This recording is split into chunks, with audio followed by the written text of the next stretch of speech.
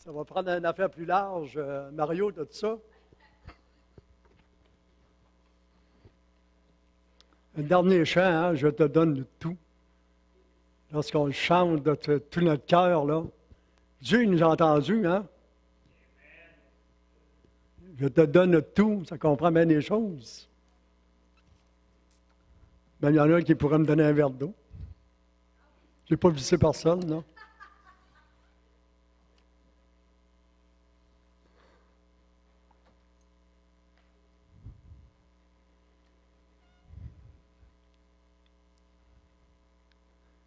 Mon sujet, ça va être sur la guérison divine.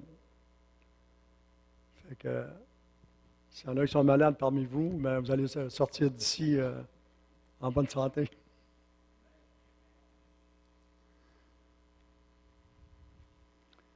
C'est correct, les hôpitaux, mais c'est encore plus correct quand c'est Jésus qui guérit.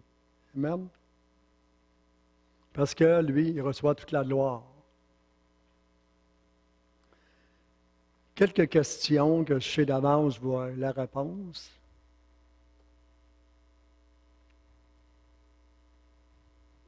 Brosse-la là. Vous l'avez vu, hein, ce qu'elle a fait?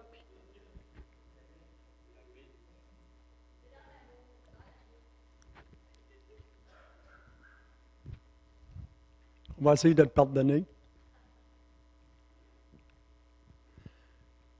Première question, désirons-nous voir Dieu agir en puissance dans nos vies? Dans nos vies, dans l'Église, puis dans notre communauté, dans notre région, dans cette province, parce qu'elle a vraiment besoin d'un Dieu puissant. Avons-nous faim et soif de plus de Dieu lui-même? Je suis la réponse. Et de la puissance du Saint-Esprit, de ses dons. J'ai marqué ici, un chrétien rempli du Saint-Esprit est toujours en action. Croyez-vous ça? Croyons-nous que Dieu veut nous guérir, parlant de la maladie? Même si, parfois, on voit des chrétiens qui s'avancent pour la guérison divine, puis ils repartent, sont déçus, parce qu'ils n'ont pas eu la guérison instantanée, bien des fois. Dieu il peut agir instantanément, comme ça peut être progressif, on le sait. Mais même si les chrétiens parfois sont déçus, ça ne veut pas dire que Dieu ne veut pas les guérir. Désirons-nous être remplis d'amour et de compassion? Encore une question futile. On sait que la réponse est oui. Être rempli de compassion comme Jésus. On connaît le chant, là, te ressembler Jésus, c'est notre but ultime. C'est notre désir, autrement dit. Et marquer la compassion nous emmène à l'action. Encore une fois. Parce qu'on peut avoir bien de la compassion, mais comme prier pour les malades, Jésus était toujours rempli de compassion. C'est pour ça qu'il voyait les malades guéris. La compassion nous emmène à l'action et le monde va réaliser que nous avons été avec Jésus. Comment? Bien, Jésus guérissait les malades, on le sait. Puis il exerçait l'autorité au nom du Père. Puis on va aller voir les résultats de plusieurs versets que j'ai emportés. Je les ai marqués, des petits courts versets, ça fait qu'on n'a pas besoin d'aller dans la Bible. Le but de ce message-là, c'est de démontrer comment Jésus et les apôtres guérissaient les malades. Puis les résultats, c'était que les gens étaient guéris, souvent instantanément, puis que la foule glorifiait le Seigneur. Puis en même temps, ça va activer notre foi, ça va stimuler notre foi. Remarquez, ces promesses sont aussi pour nous, puis il désire répondre à tous nos besoins. Luc 4, verset 39. Jésus, sont rares les versets qui priaient pour les malades, dans le sens de, qu'on entend des fois des chrétiens dire, « Père, je te prie de le guérir. » Jésus menaça la fièvre. Qu'est-ce qui est arrivé? La fièvre y a quitté. Quelqu'un a dit ceci, « Seul un miracle peut toucher le monde actuel, surtout les Québécois, surtout les Canadiens français. »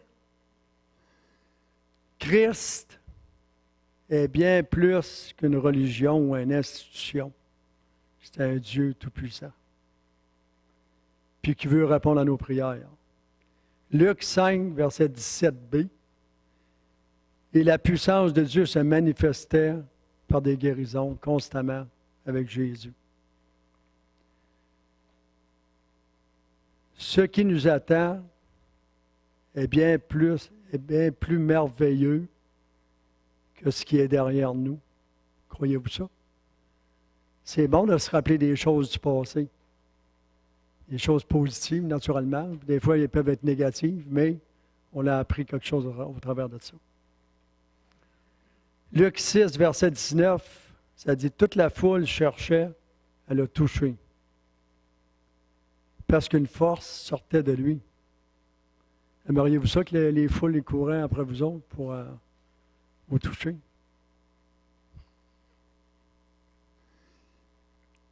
Une force sortait de lui, il les guérissait tous.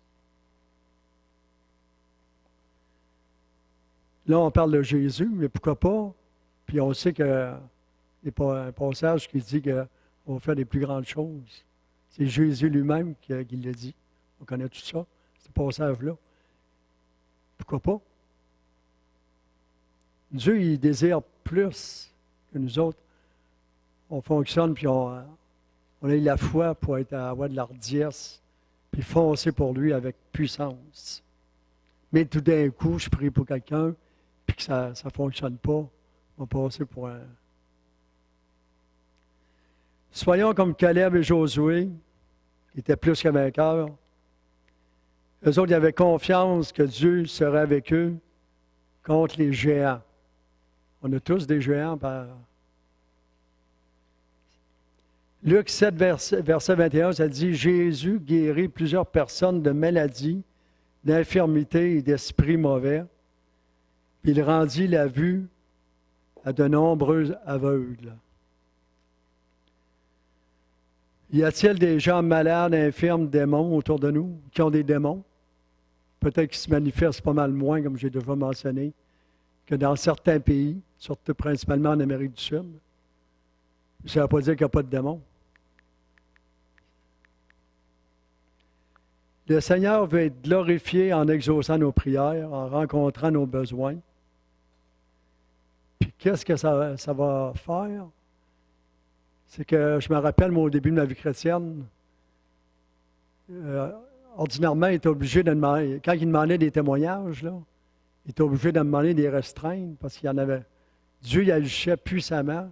Hey, ça levait la main partout dans l'Assemblée. C'est pour les plus vieux chrétiens, là. Puis qu'est-ce que ça fait des témoignages de la gloire de Dieu?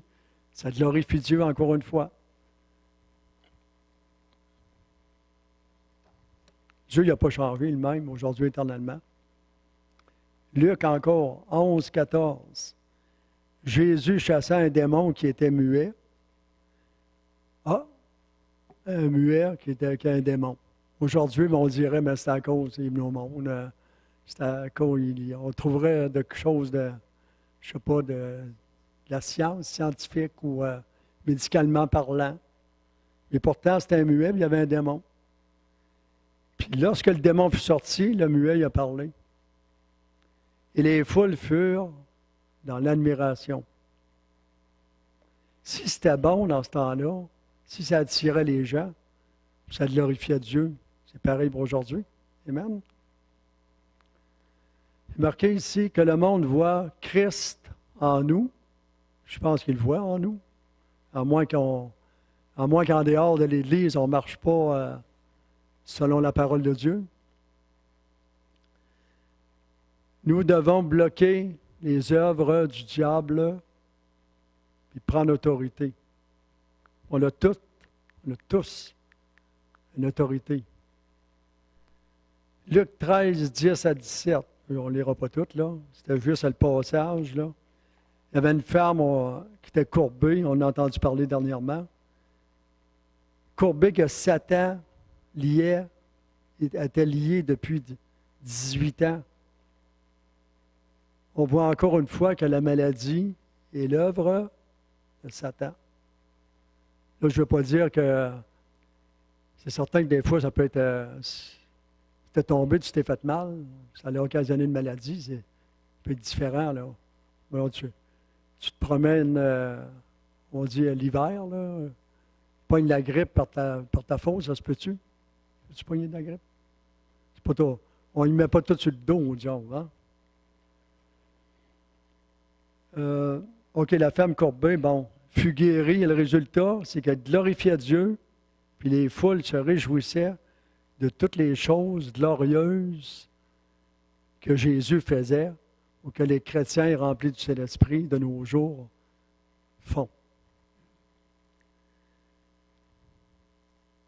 Puis encore une fois, comme Jésus au début, il ne priait pas nécessairement à mon Père, il prenait toujours autorité. Aujourd'hui, nous allons prendre autorité dans le nom de Jésus. Il a dit, femme, tu es délivrée de ton infirmité. Ensuite, il a imposé les mains. L'imposition des mains, c'est biblique. Encore, Luc 18, verset 43. Ça parle de l'aveugle de Jéricho. Encore une fois, il a pris autorité. Il a dit, recouvre la vue. Il a juste dit ces simples mots. Recouvre la vue. Qu'est-ce qui est arrivé? Instantanément, il a vu. Résultat, il a suivi Jésus. Il a glorifié Jésus. Puis le peuple, ce qu'il a fait, lui, il a loué Dieu.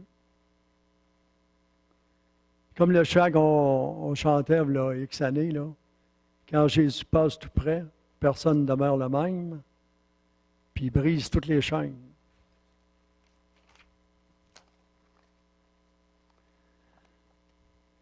Maintenant, pour démontrer, mais je sais que je n'ai pas d'affaire à le démontrer, parce qu'on sait que Dieu il va agir au travers de nous, la même chose qu'il agissait avec Jésus. Mais après que Jésus était parti, Dieu a agi avec les apôtres. Que nous avons la même puissance, la même autorité. On sait que le verset, ouais, c'est ça qu'on va faire des plus grandes choses que Jésus lui-même. Dieu veut restaurer son Église avec la même puissance que la première Église. Croyez-vous ça? Il veut restaurer tout ce que l'ennemi nous a volé. Être des apôtres. Chapitre 3, verset 6, Pierre il a dit, « Lève-toi et marche. » Encore une fois, il prenait autorité. À l'instant, qu'est-ce qui est arrivé à l'homme? Il a marché en sautant, puis il a loué Dieu.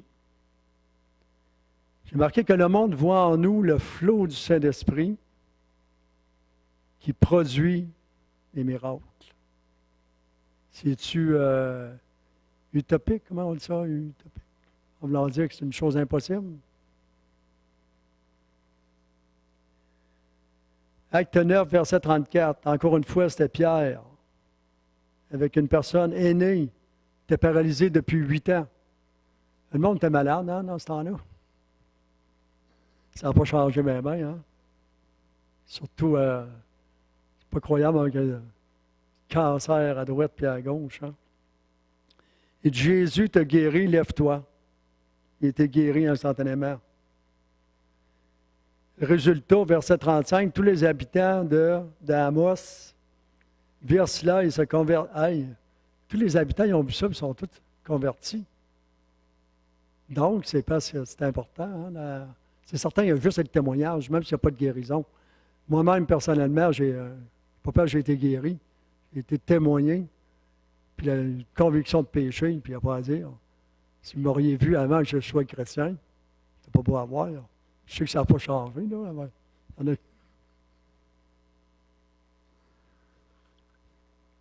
Je sais que ce n'est pas obligatoire d'avoir toujours une guérison pour amener quelqu'un au Seigneur. Mais ça a une bonne influence. On a lu beaucoup de livres sur la guérison divine, puis des hommes, des femmes de Dieu contemporains de notre époque, puis des miracles extraordinaires, là, instantanés. Un exemple, une personne qui avait le cancer de l'œsophage. Puis il y a quelqu'un qui n'a même pas prié, l'homme de Dieu. C'était un homme de Dieu qui priait, qui parlait beaucoup de la guérison. Puis on sait que Dieu, il crée des choses. Hein? Il peut créer des choses comme un poumon, n'importe quoi. Il a été complètement guéri de son cancer. Puis quand il a été faire passer des tests à l'hôpital, puis en plus, l'œsophage, il était tout défait. C'était un œsophage nœud qu'il avait.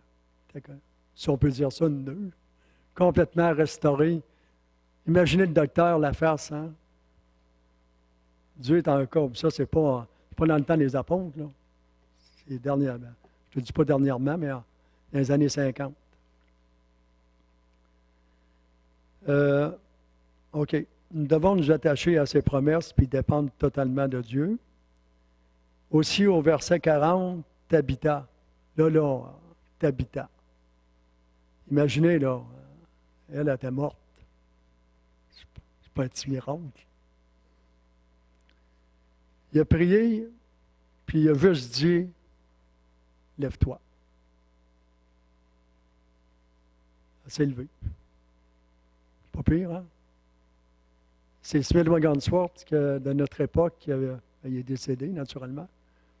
Lui, je pense qu'il y avait eu au moins 20 personnes qui étaient mortes, qui a prié pour, puis qui ont ressuscité. Au verset, OK. Le Seigneur veut se manifester au travers de nous. Acte 19, versets 11 et 12. Dieu faisait des miracles extraordinaires par les mains de Daniel, Jacques, Salomon, Paul, toute la gang est ici. Par les mains de Paul, au point qu'on appliquait sur les malades des linges ou des étoffes qui avaient touché son corps. Résultat, les maladies les quittaient et les esprits mauvais sortaient. Ça, encore une fois, c'est des choses que Dieu fait de nos jours. Malheureusement, il y en a qui ont pris ça dans une certaine religion, puis qui ont pris des morceaux de tissu, puis faisaient croire au monde que ça n'avait aucun rapport là, avec un saint qui était mort, là, vous l'avez X années. Là. Mais Dieu peut faire la même chose qu'il a fait dans le temps des apôtres. C'est ça. Les maladies les quittaient, et les esprits mauvais sortaient. Marqué, Seigneur, fais de nous des flammes de feu. On est des représentants de Christ, on est des ambassadeurs. Puis même l'ombre, imaginez comment que Dieu, tu sais, il y en a des fois comme dans le renouveau, maintenant, ils trouvent des fois que c'est des manifestations, des choses de même. Juste l'ombre de Pierre. Le monde s'arrangeait pour passer vis-à-vis de l'ombre, il était guéri. C'est extraordinaire. J'ai marqué comme soldat de Christ, lorsque nous décidons d'aller au front, pour sauver les perdus, pour guérir les malades, pour délivrer les captifs qui sont liés, l'ennemi n'est pas content. Mais celui qui est en nous est bien plus fort que celui qui est dans le monde. Parce que souvent, les chrétiens qui restent stationnaires, là, ils ne se font pas déranger bien par l'ennemi parce qu'il est dérangé. Ils ne font pas avancer le royaume de Dieu. Mais lorsque tu commences à vouloir foncer pour le royaume, de témoigner, puis de prier pour les malades, etc., passer à l'action, qu'est-ce que Dieu nous demande dans sa parole?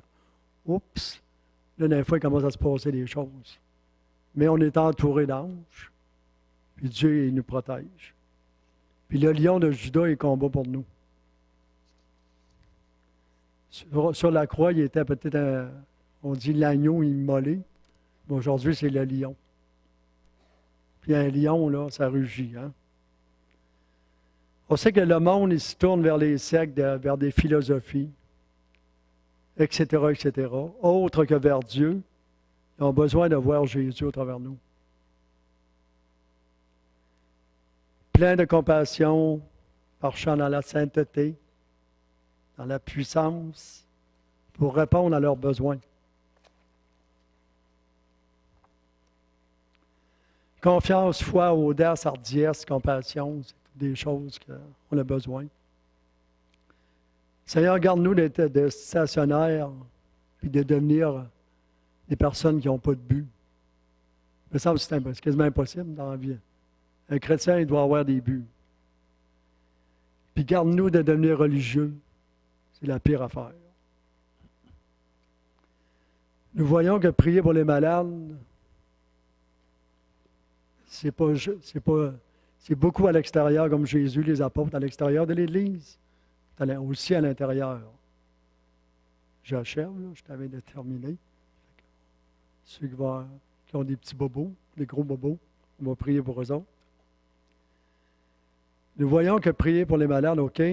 Pour terminer, on va lire dans Actes 10, 38, ça dit « Comment Dieu a oint d'Esprit Saint et de puissance Jésus de Nazareth qui allait de lieu en lieu, faisant le bien et guérissant tous ceux qui étaient sous l'oppression du diable. » Encore une fois, la maladie a beaucoup un rapport avec l'oppression du diable, car Dieu était avec lui. Le miraculeux, c'est pour nous aujourd'hui, parce qu'il est avec nous aussi. La foi vient de ce qu'on entend, et ce qu'on entend vient de la parole de Dieu. Quelqu'un a dit, l'enseignement doit être suivi d'action, ce qui permet à Dieu d'agir. C'est pour ça que je vais faire un appel tantôt. Parce que, tu sais, c'est beau parler de la guérison, mais si on veut permettre à Dieu d'agir, à moins qu'il n'y ait personne de malade, c'est de faire un appel.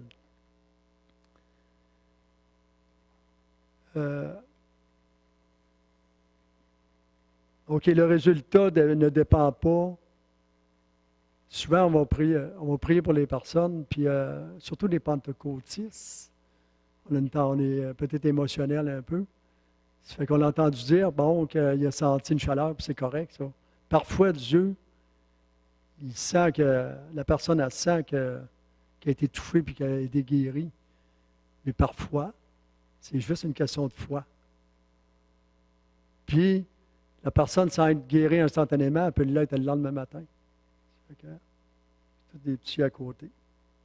J'inviterais à vous lever, mais j'inviterais quelqu'un qui pourrait jouer de...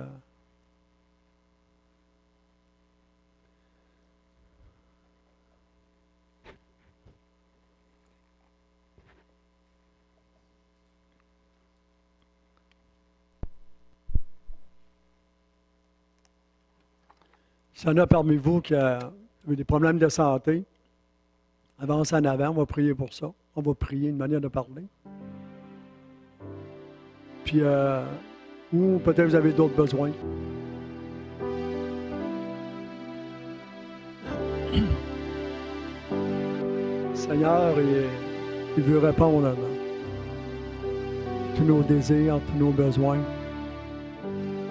Il veut être glorifié. Amen. Alléluia, Jésus.